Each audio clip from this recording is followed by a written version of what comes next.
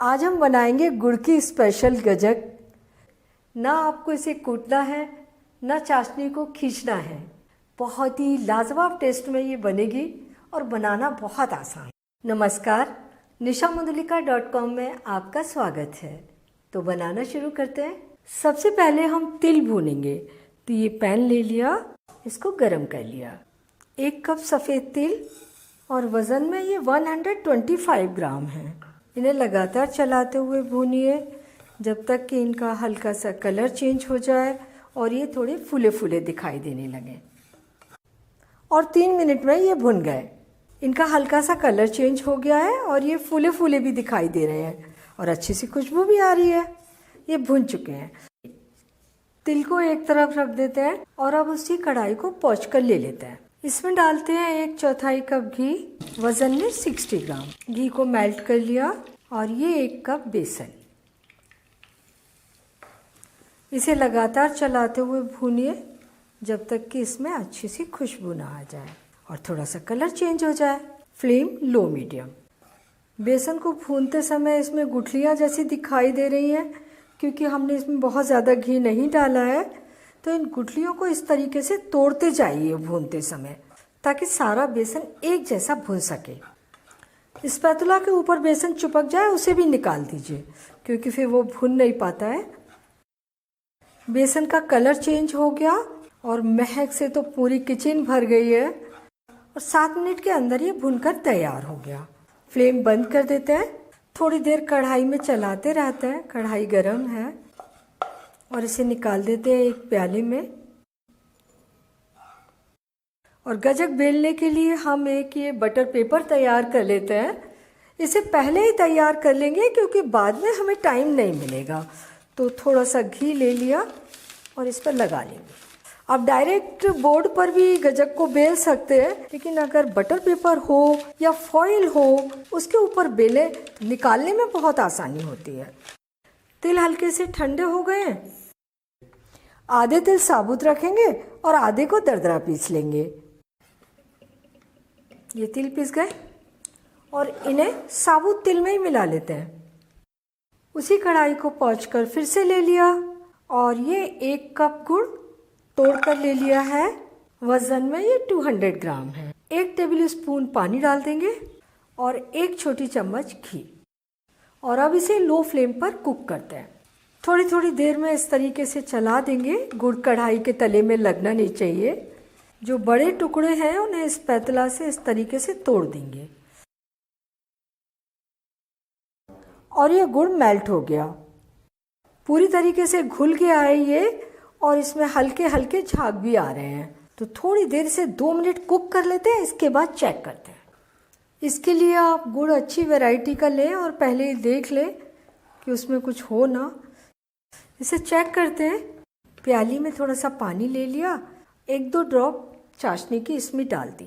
अभी ये गुड़ पका नहीं है क्योंकि हाथ में भी नहीं आ रहा है, इकट्ठा होके वो वहीं की वहीं चिपक जा रहा है। फिर से इसे 2 मिनट कुक कर लेते हैं और फिर चेक करेंगे। चेक करते हैं। थोड़ी सी चाशनी पानी में गिराई और इसे ठंडा कर लिया। फ्लेम एकदम धीमी है। और देखिए, अब इस गुड़ को आप तोड़ें तो कितना क्रिस्पी होकर टूट रहा है। तो बस ये चाशनी हो चुकी है।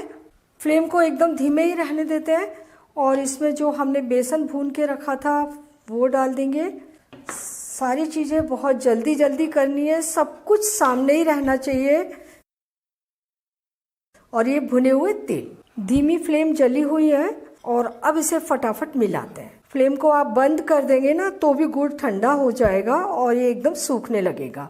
तो हल्की सी फ्लेम हमें जला के रखनी है, बिल्कुल बहुत ज़्यादा धीमी वाली। ये मिक्सिंग हो गई। अब इसे डालते हैं इस बटर पेपर के ऊपर। हाथ के ऊपर थोड़ा सा घी लगा लिया और इसे इकट्ठा करते हैं। ये गरम गरम में ही सारी चीज़ें करनी है। इसको ठंडा नहीं होने देना। बहुत गरम है तो ध्यान रखते हुए हाथ लगाएं, लेकिन करना इसे गरम गरम में ही होता है। और इसको हम इसके ऊपर बटर पेपर को इस तरीके से मोड़ लेते हैं और अब हाथ से दबा देते हैं। थोड़ा सा इसे और खिसका लेते हैं इधर की ओर।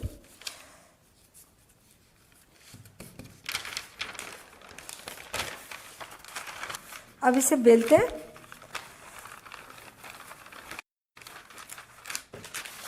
चिक्की में हार्डनेस होती है और कुटी हुई गज्जक में भुरभुरापन। हमने इसमें भुना हुआ बेसन मिलाया है, जिससे इसमें चिक्की वाली हार्डनेस नहीं आएगी, लेकिन गज्जक वाला भुरभुरापन आ जाएगा। इसके ऊपर थोड़ी सी बादाम कतरन डाल दी है, इससे ये और ज़्यादा सुंदर दिखेगी और टेस्ट भी बादाम का अच्छा आएगा। और अब बादाम को इसमें दबाते हुए बेलते हैं।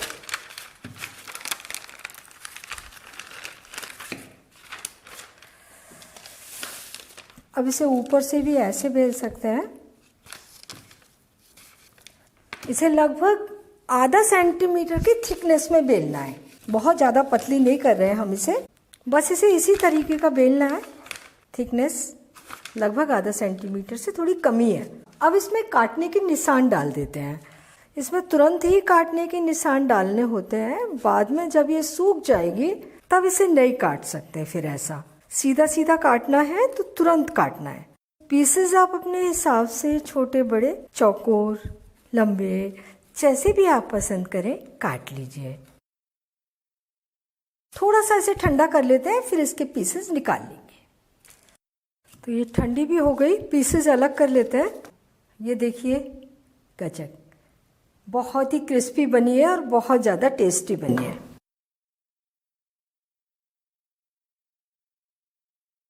तिल बेसन की गज्जक बनकर तैयार है। एकदम कुरकुरी बनी है और बहुत ही ज़्यादा टेस्टी बनी है। और बनाने का तरीका देखा आपने, कितना आसान है, लेकिन थोड़ा सा ध्यान रखना है। जब आप तिल भूने तो ध्यान रखिए उनको डार्क बिल्कुल नहीं करना है। बेसन को भी भूने तब भी फ्लेम को लो मीडियम रखिए और हल्का सा कलर चेंज आने तक भून लीजिए। गुड़ की चाशनी बनानी है, उस समय आपको पूरा ध्यान रखना है कि जैसे ही गुड़ में झाग आने लगेंगे फ्लेम को धीमा कर दीजिए और चाशनी को 1-1, 2-2 मिनट में चेक करते जाइए।